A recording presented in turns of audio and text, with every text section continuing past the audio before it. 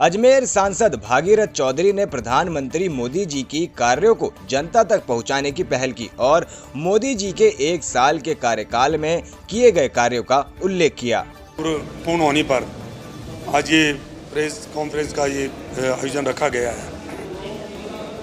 2014 से 19 तक पिछले 5 साल में जो उन्होंने सबका साथ सबका विकास के मूल मंत्र के आधार पर जो उन्होंने देश भर में जो विकास के कार्य किए हैं और उसी का परिणाम है कि 2019 में दोबारा कई दशकों बाद पूर्ण बहुमत से गैर कांग्रेस सरकार के रूप में प्रधानमंत्री नरेंद्र भाई मोदी जी के नेतृत्व में पूर्ण बहुमत से इस देश में सरकार बनी। उसको 1 साल पूर्ण हुए हैं। उसके उपलक्ष्य में ये आज ये प्रेस कॉन्फ्रेंस का कार्यक्रम रखा गया है। इस कार्यक्रम में हमारे शहर जिलाध्यक्ष डॉक्टर प्रियशील जी आड़ा साहब, हमारे दोनों महामंत्री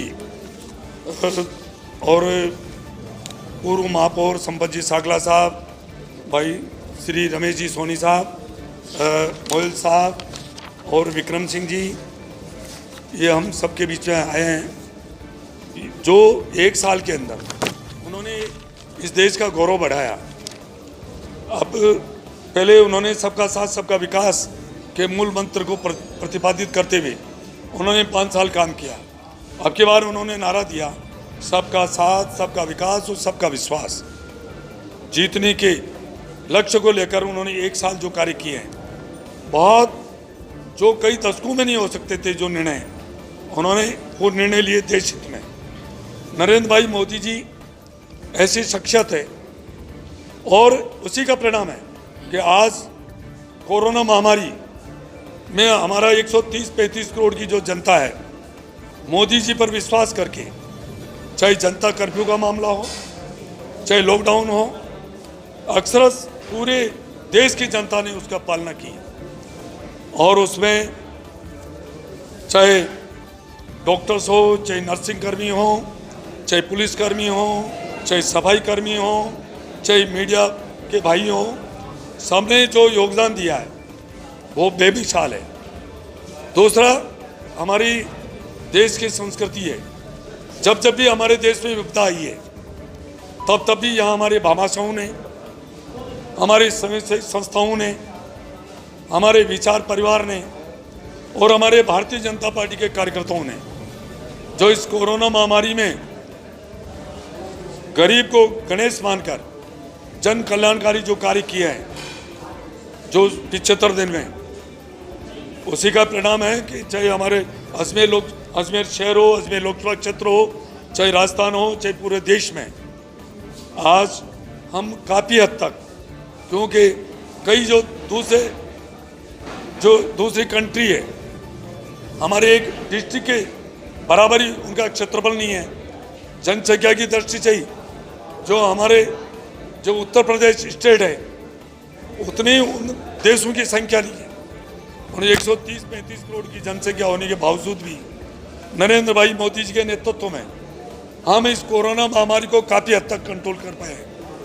और जो मोदी जी ने इस देश का गौरव बढ़ाया, जो आपके सामने उन्होंने इस कोरोना महामारी में जब सारी अर्थव्यवस्था हमारे देश की नहीं पूरी दुनिया की चौपट हो गई है, ऐसी स्थिति में हमारे देश की जीडीपी का 10% यानी 20 लाख करोड़ रुपए का पैकेज उन्होंने हर क्षेत्र में, चाहे मजदूर से लेकर व्यापारी तक, चाहे युवा से लेकर महिलाओं तक, सभी का ध्यान रखते हुए उन्होंने इस वैश्विक महामारी से निपटने के लिए और देश को उठ खड़ा होने के लिए उन्होंने 20 लाख करोड़ का पैकेज दिया है।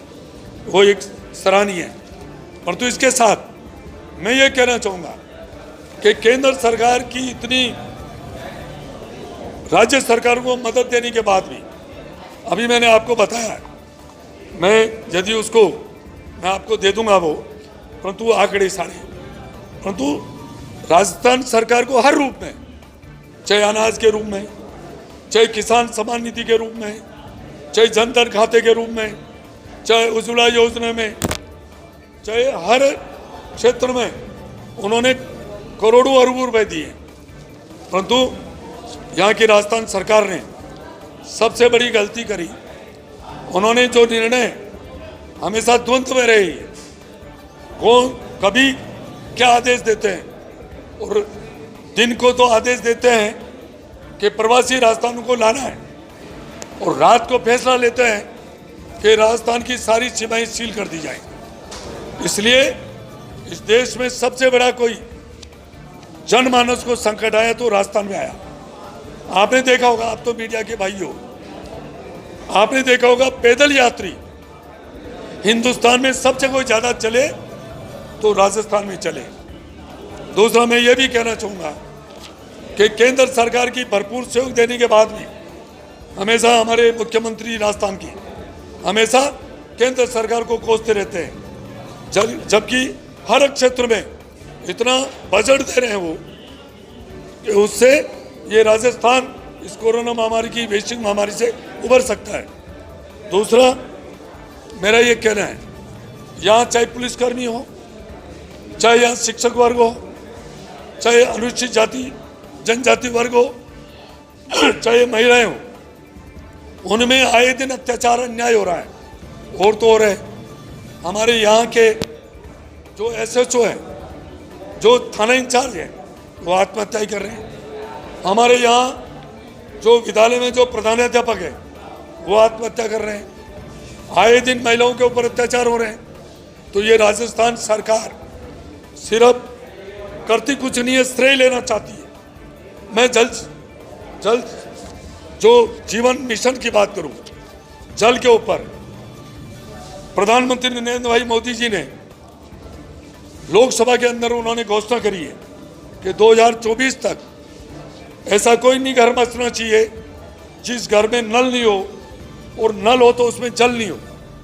परंतु दुर्भाग्य है कि राजस्थान सरकार इसमें कोई खास तोजा नहीं ले रही है। 75% राशि केंद्र सरकार दे रही है, पर हम राजस्थान सरकार कह रही है हमारे को तो 90% दो। अरे भाई, तुम तो फिर ये कह दोगे 100% दो, तो तुम क्या कर रहे हो? श्रेय तो लेना तुम चाह रहे हो।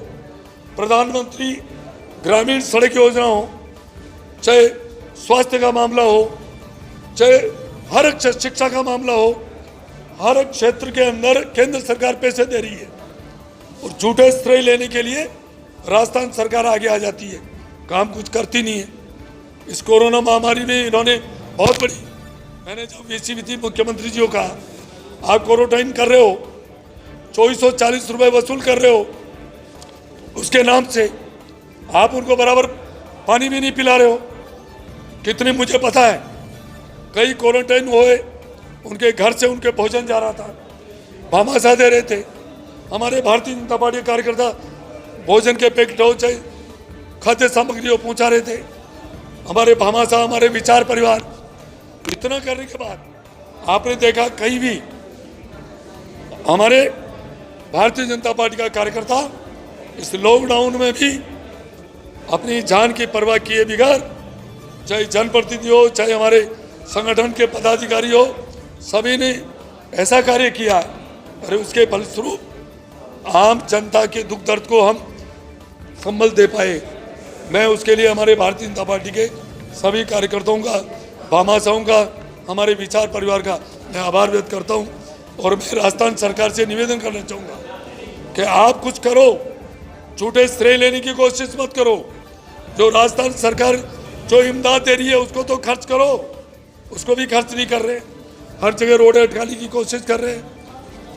इसलिए आज मैं यही कहना चाहूँगा, अभी बिजली की बात आई थी, बिजली में जो 20 लाख करोड़ का जो पैकेज था, उसमें 90,000 करोड़ रुपए पूरे देश में बिजली व्यवस्था को संबल देने के लिए पूरे देश में दिया।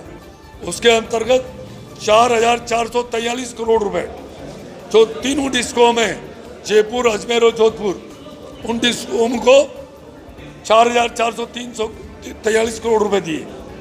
क्या गहलोत जी की ड्यूटी नहीं बनती है कि 3 महीने जो उद्योग बंद थे, किसानों को वो कुएं पे नहीं जा रहे थे, छोटा दुकानदार है, व्यापारी है, कोई भी है, चाहे मीडिया कर्मी है, उसको ऑफिस नहीं खोल रहे थे, फिर उनके बिजली के बिल ले रहे हैं। कहाँ का ये न्याय है? और उनकी नेता प्रियंका जी कह रही है उत्तर प्रदेश के मुख्यमंत्री जी को कि 3 महीने का बिजली माफ करो। पहले खुद तो करके देखे। सरासर अन्याय है, जबकि केंद्र सरकार ने अपनी जिम्मेदारी का ठीक ढंग से निर्वहन किया है। 4,443 करोड़ रुपए तीनों डिस्कॉम को दिए। मैं मांग करता हूं कि 3 महीने के और 31 मई तक इन्होंने कहा कोई हम पेनल्टी नहीं लेंगे। सैकड़ों ऐसे बिल में बताऊं जो 31 मई के पहले बिलों का भुगतान किया, फिर भी उनके पेनल्टी लगा दी। इसलिए ये राज्य सरकार फेलियर है। राज्य सरकार ने थोथी भाई लूटने की कोशिश करी है, धरातल पे उन्होंने कोई काम नहीं किया। और तो और है, जो क्वारंटाइन जो किया है उनके नाम पर भी उन्होंने लूट खसोट की है। और पूरे राजस्थान में पूरे ईमानदारी से उनको जो कार्य करना चाहिए था वो नहीं किया। नरेंद्र भाई मोदी जी है जिन्होंने पूरे प्रदेश में आम जन के लिए उन्होंने कार्य किया है। इसके लिए आज सभी मीडिया कर्मी भाई आप पधारे, उसके लिए आपका बहुत बहुत आभार, बहुत बहुत धन्यवाद।